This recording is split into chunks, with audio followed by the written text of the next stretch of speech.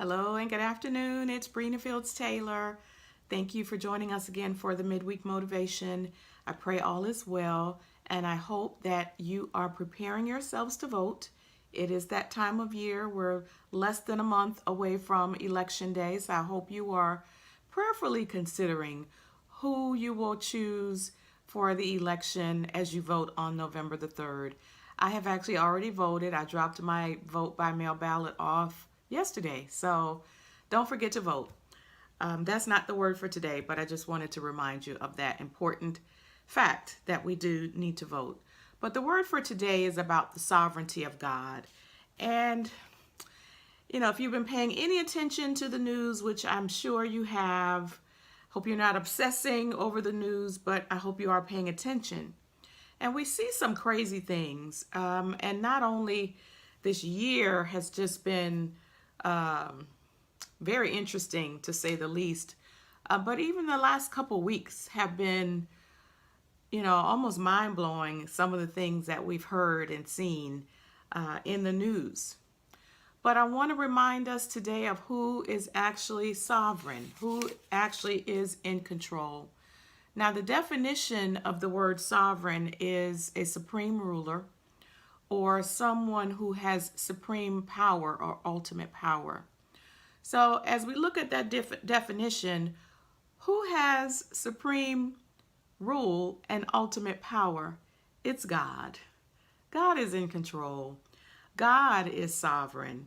There are several passages that talk about the sovereignty of God. There's just one I want to share from Psalm 71, verse 16.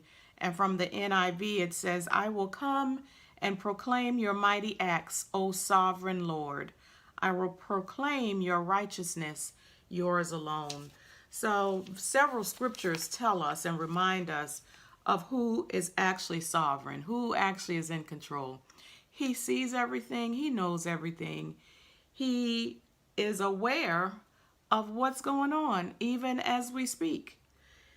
So if you believe God, if you believe in Him, you know that we can trust Him no matter what things might look like, because He has ultimate power. He is in control. Now we know that there are earthly rulers, presidents, kings, prime ministers. Yes, we know those positions and exist, and there are people who sit in those positions. So yes, earthly leaders are in place, but God is the heavenly ruler over all earthly rulers. So there is a hierarchy, and no one is above God, because God created everything. He allowed rulers to be put in place, and so God is over it all.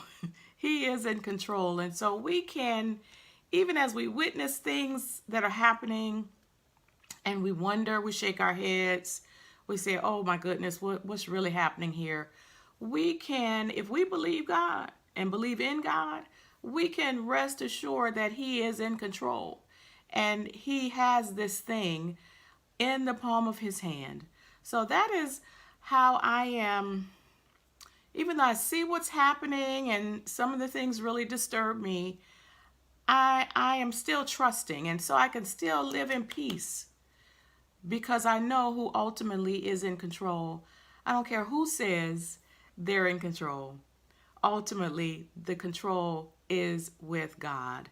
So I hope that brings us just a measure of peace, even as we see the things that we see.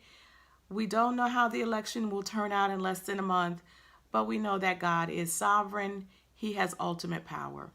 So I pray that blesses you today.